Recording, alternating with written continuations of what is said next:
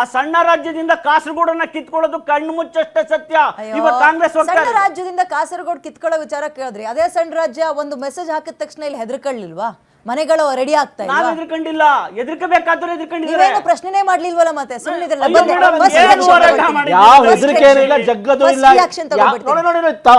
ಮಾತನ್ನ ವಾಪಸ್ ತಗೋಬೇಕು. ಯಾರಿಗೆ ಹೆದರ್ಕೊಂಡಿದೀವಿ ನಾವು, ಯಾರು ಕೊಟ್ಬಿಟ್ಟಿದೀವಿ? ದಯವಿಟ್ಟು ಎಕ್ಸ್ಪ್ಲೈನ್ ಮಾಡಿ. ಹೆದರ್ಕೊಂಡಿದೀರಿ ಅಂದ್ರೆ ಯಾರಿಗೆ ಹೆದರ್ಕೊಂಡಿದ್ದೀವಿ? ದಯವಿಟ್ಟು ಎಕ್ಸ್ಪ್ಲೈನ್ ಮಾಡಿ. ವಿದ್ಯಾ ಅವರೇ, ಆ ಮಾತನ್ನ ನಾವು ತಗೊಳಕ್ಕೆ ಇಷ್ಟ ಇಲ್ಲ. ನೀವು ಹೆದರ್ಕೊಂಡಿದ್ದೀರ, ಯಾವ್ದು ಹೆದರ್ಕೊಂಡಿದೀವಿ? ಸುಮ್ಮನೆ ಕೊಟ್ಟಿದ್ದೀರಲ್ರಿ, ಕೊಟ್ಟಿದ್ದೀವಿ. ಕೂತ್ಕೊಳ್ರಿ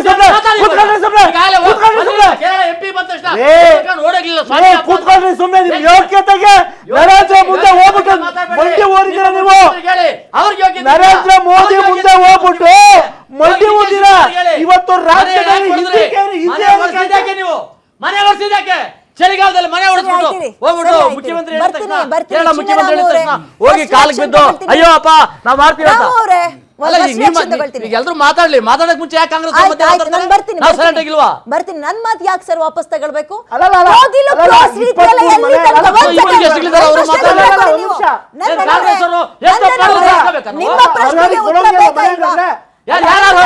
ರಾಜ್ಯದಲ್ಲಿ ಎಷ್ಟು ಜನ ಇದ್ದಾರೆ? 78 ಲಕ್ಷ ಜನ ಇದಾರ.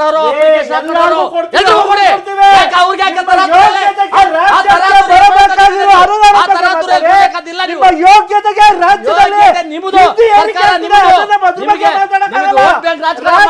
ಬರಬೇಕಾದ ಅನುದಾನದ ಬಗ್ಗೆ ಮಾತಾಡಕ್ಕಾಗಲ್ಲ. ನರೇಂದ್ರ ಮೋದಿ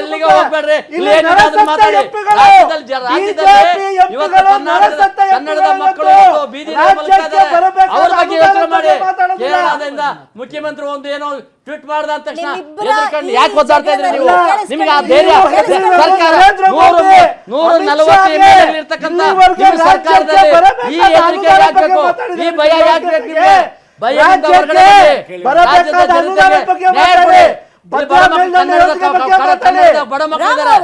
ಒಂದ್ ಸೆಕೆಂಡ್ ನೋಡಿ.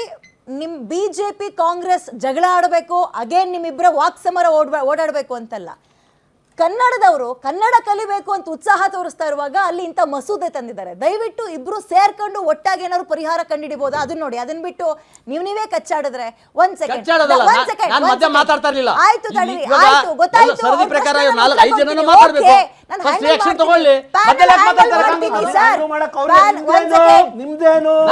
ವಿರೋಧ ಪಕ್ಷದ ಬಂದಿದ್ದೇನೆ. ಕಶ್ಯಪ್ ಅವರೇ, ನೀವು ಕೇಳಿದ ಪ್ರಶ್ನೆಗೆ ಇಲ್ಲೇ ಉತ್ತರ ಕೊಟ್ಟು ನಾನು ಮುಂದಕ್ಕೆ ಹೋಗ್ಬಿಡ್ತೀನಿ.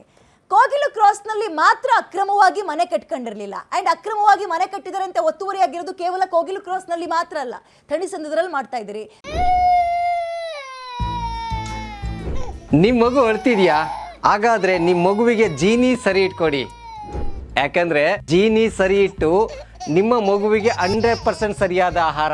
ನಿಮ್ಮ ಮಗು ನೆಮ್ಮದಿಯಾಗಿ ನಿದ್ದೆ ಮಾಡಬೇಕಾ, ದಷ್ಟಪುಷ್ಟವಾಗಿ ಬೆಳಿಬೇಕಾ? ಹಾಗಾದ್ರೆ ಜೀನಿ ಸರಿ ಇಟ್ಟು ಕೊಡಿ. ಎಲ್ಲಾ ಮೆಡಿಕಲ್ ಶಾಪ್ಗಳು, ದಿನಸಿ ಅಂಗಡಿಗಳು, ಸೂಪರ್ ಮಾರ್ಕೆಟ್ಗಳಲ್ಲಿ ಲಭ್ಯ. ತಣಿಸಂದ್ರದಲ್ಲಿ ಮನೆ ಕಟ್ಕೊಂಡಿರೋರಿಗೆ ಈಗ ಎಲ್ಲಿ ಮನೆ ಕೊಡ್ತೀರಿ? ಹಂಗಾದ್ರೆ ಉಳ್ದಂಗೆ ಅದೇ KG ಹಳ್ಳಿಯಲ್ಲೂ ಕೂಡ ಅಕ್ರಮ ಒತ್ತುವರಿಯನ್ನ ತೆರವು ಮಾಡಿದ್ರಿ. ಅಲ್ಲಿ ಅವರು ಮನೆ ಕಳ್ಕೊಂಡಿರೋರಿಗೆ ಯಾವಾಗ ಕೊಡ್ತೀರಿ?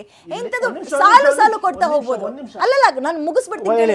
ಹಂಗ ಮನೆ ಕಳ್ಕೊಂಡಿರೋರಿಗೆ ಮನೆ ಇಲ್ಲ, 2-3 ದಿನದಲ್ಲಿ ಮನೆ ಕಳ್ಕೊಂಡ್ರು ಅಂದ್ಕೊಂಡು ವೇಣುಗೋಪಾಲ್ ಬಂದ್ರು ನಿಮ್ಮ ಹತ್ರ ಫೋನಲ್ಲಿ ಮಾತಾಡ್ತಾರೆ, ಅವ್ರು ಯಾರೋ ಪಿಣರಾಯಿ ವಿಜಯನ್ ಬಂದು ಮೆಸೇಜ್ ಹಾಕ್ತಾರೆ, ನೀವು ಅದಕ್ಕೆ ಹೆದರ್ಕಂಡ್ರಿ ಅನ್ನೋದು ಬಿಟ್ರೆ ಇನ್ನೇನು ಉತ್ತರ ಕೊಡ್ಬೇಕು ನಾವು? ಮಾನವೀಯತೆ ದೃಷ್ಟಿಯಿಂದ ಪ್ರಶ್ನೆ ಉತ್ತರ ಕೊಟ್ಬಿಡ್ತೀನಿ. ಮಾನವೀಯತೆ ಬರೀ ಕೋಗಿಲು ಕ್ರಾಸ್ ಬಳಿ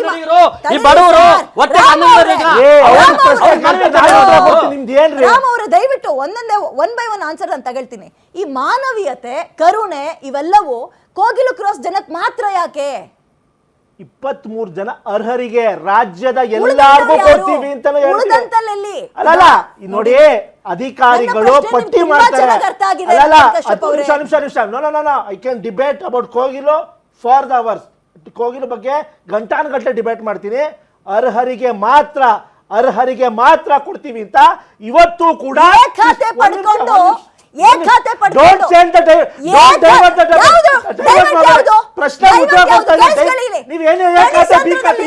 ಬೆಳಗ್ಗೆ 6 ಗಂಟೆಯಿಂದ JCB ಸೌಂಡ್ ಮಾಡ್ತಾ ಇರೋದು. ಖಾತೆ ಪಡ್ಕೊಂಡಿರೋರು ಮನೆ ಕಳ್ಕೊಂಡಿದ್ರಲ್ಲ, ಖಾತೆ ಕೊಟ್ಟವ್ರು ಯಾರು? ಹಂಗಂದ್ರೆ ಅವ್ರಿಗೆ ನೋಡಿ, ಅಧಿಕಾರಿ ಯಾರೇ ಕೊಟ್ಟಿದ್ರು.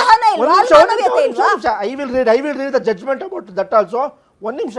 2004ರಲ್ಲಿ ಅದೇ ಜಾಗ ಸರ್ವೆ ನಂಬರ್ 52 BDA ಅವರು ಅಕ್ವೈರ್ ಮಾಡಿದ್ದಾರೆ. ಯಾರೋ ಬೋಗಸ್ ಮಾಡ್ಬಿಟ್ಟು ಅದ ಜಾಗನ ಶೆಡ್ಗಳು ಹಾಕ್ಸಿದ್ದಾರೆ, ಬಾಡಿಗೆ ಕೊಟ್ಟಿದ್ದಾರೆ. ಆ ಬಾಡಿಗೆ ಕೊಟ್ಟಿರೋ ಓನರು ಇವತ್ತವರೆಗೂ ನಾಟ್ ರೀಚಬಲ್.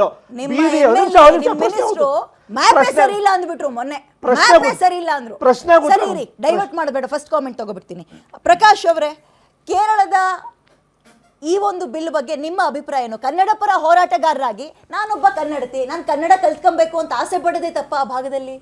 ಕರ್ನಾಟಕ ಏನಾಗೋಗಿದೆ ಅಂದರೆ ಎಲ್ಲ ತೋಟತಪ್ಪನ ಮನೆ ಛತ್ರ ಆಗೋಗಿದೆ. ಧರ್ಮಛತ್ರ. ಯಾರು ಬೇಕಾದ್ರೆ ಬಂದು ಯಾರು ಬೇಕಾದ್ರೆ ಯಾವ ರೀತಿ ಬೇಕಾದ್ರೆ ಗದಾ ಪ್ರಹಾರ ಮಾಡ್ಬೋದು. ನನಗೆ ಇಷ್ಟೋ ತನಕ ನೋಡಿದ್ನಲ್ಲ ನಿಮ್ಮ ಡಿಬೇಟಲ್ಲಿ, ಈಗ ಇಬ್ರು ಪಕ್ಷದವರು ಒಳ್ಳೆ ಉಚ್ಚನಾಯಿಗಳು ಕಿತ್ತಾಡ್ದಂಗೆ ಕಿತ್ತಾಡ್ತಾ ಇದ್ದಾರೆ. ಖಂಡಿತವಾಗಿ ಎರಡೂ ಪಕ್ಷಗಳಿಂದ ಕನ್ನಡಿಗರು ಎರಡೂ ಪಕ್ಷಗಳಿಂದ ಕನ್ನಡಿಗರು ಏನನ್ನೂ ಕಲಿಬೇಕಾಗಿಲ್ಲ. ಯಾಕಂದ್ರೆ ಆಯ್ತು, ಈಗ ಎಲ್ಲ ಒಂದು ಡಿಬೇಟ್ ಮಾಡೋರು ಇಡೀ ಜನ ಕರ್ನಾಟಕದ ಜನತೆ ನೋಡ್ತಾ ಇದ್ದಾರೆ. ಏನು ಮಾತಾಡಬೇಕು, ಏನ್ ಮಾತಾಡಬೇಕು ಎರಡು ಹೈಕಮಾಂಡ್ ಪಕ್ಷಗಳು ನೋಡಿ. ಖಂಡಿತ